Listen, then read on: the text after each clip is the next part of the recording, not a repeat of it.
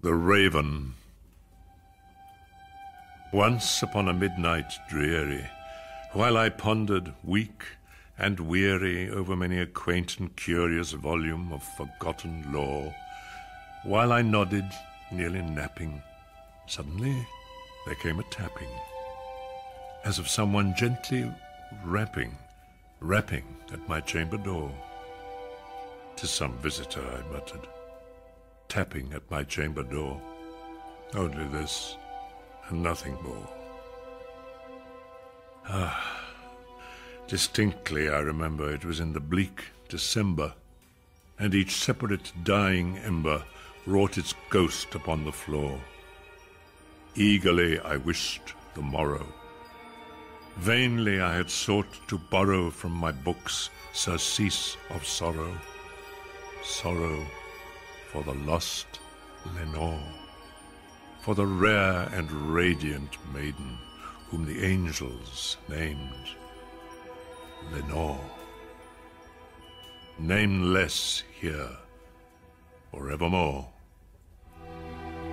And the silken, sad, uncertain rustling of each purple curtain thrilled me, filled me with fantastic terrors never felt before, so that now, to still the beating of my heart, I stood repeating, "'Tis some visitor entreating entrance at my chamber door, some late visitor entreating entrance at my chamber door. This it is, and nothing more." Presently my soul grew stronger. Hesitating then no longer, "Sir," said I, "or Madam, truly your forgiveness I implore, but the fact is I was napping, and so gently you came rapping, and so faintly you came tapping at my chamber door, that I scarce was sure I heard you. Here I opened wide the door."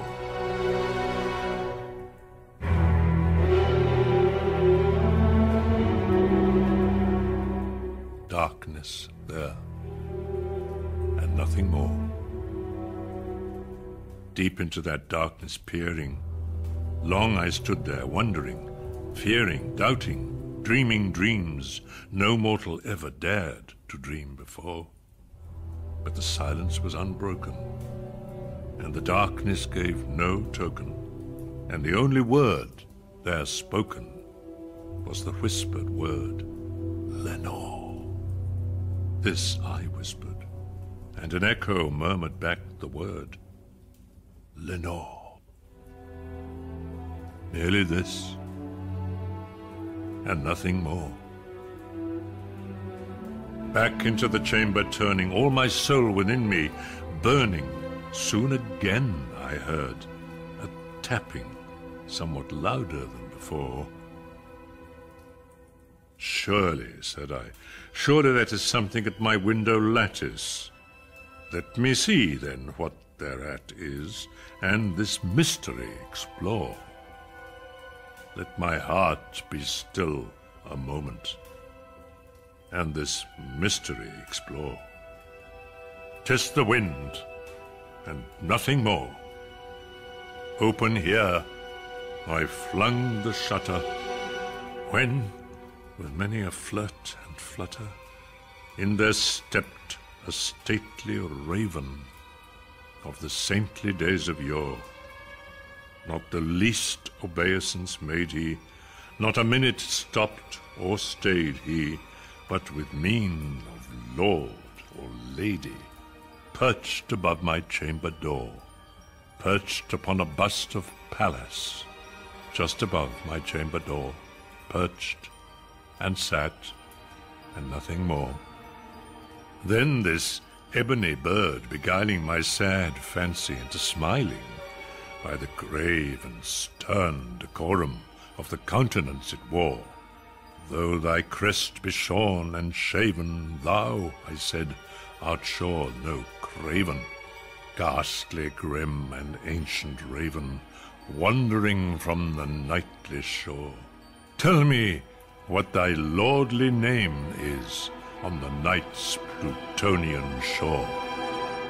Quoth the Raven, "Nevermore."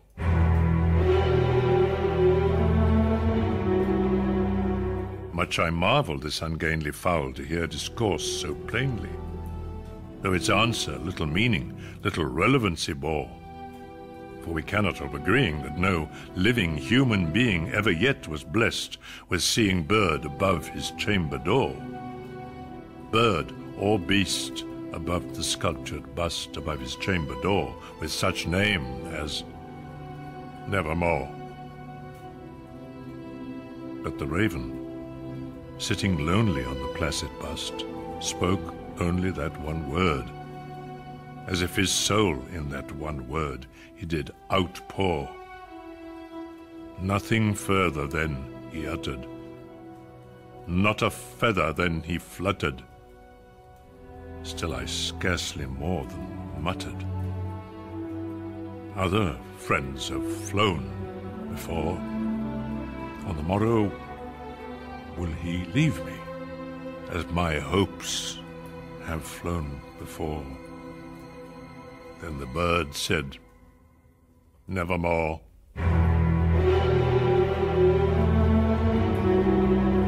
Startled at the stillness broken by replies so aptly spoken. Doubtless, said I, what it utters is its only stock and store, caught from some unhappy master, whom unmerciful disaster followed fast, and followed faster, until his songs one burden bore, till the dirges of his hope that melancholy burden bore of never, nevermore. But the raven, still beguiling all my sad soul into smiling, straight I wheeled a cushioned seat in front of bird and bust and door. Then upon the velvet sinking, I betook myself to linking fancy unto fancy, thinking what this ominous bird of yore, what this grim, ungainly, gaunt, and ominous bird of yore meant in croaking, Nevermore. This I sat engaged in guessing, but no syllable expressing to the fowl, whose fiery eyes now burned into my bosom's core. This and more I sat divining, with my head at ease reclining, on the cushion's velvet violet lining that the lamplight gloated o'er. But whose velvet violet lining, with the lamplight gloating o'er, she shall press, nevermore. Then methought the air grew denser, perfumed from an unseen censer swung by seraphim, whose footfalls tinkled on the tufted floor. Wretch, I cried, thy God hath lent thee. By these angels he has sent thee respite, respite and nepenthe from thy memories of Lenore. Quaff, oh quaff this kind nepenthe, and forget this lost Lenore. Quoth the raven, Nevermore. Prophet, said I, thing of evil, prophet still, if bird or devil, whether tempter sent, or whether tempest tossed thee here ashore, desolate, yet all undaunted, on this desert land enchanted, on this home by horror haunted, tell me truly, I implore, is there balm in Gilead? Tell me, I implore. Quoth the raven, Nevermore. Prophet, said I, thing of evil, prophet still, if bird or devil, by that heaven that bends above us, by that God we both adore, tell this soul with sorrow laden, if within the distant Aidenn it shall clasp a sainted maiden whom the angels named Lenore. Clasp a rare and radiant maiden, whom the angels named Lenore. Quoth the Raven, Nevermore.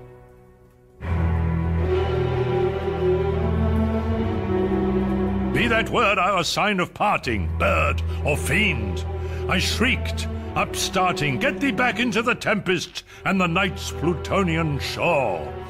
Leave no black plume as a token of that lie thy soul hath spoken. Leave my loneliness unbroken, quit the bust above my door. Take thy beak from out my heart, and take thy form from off my door. Quoth the Raven, Nevermore.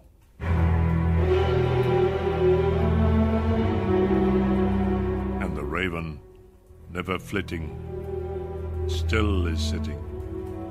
Still is sitting on the padded bust of Pallas, just above my chamber door.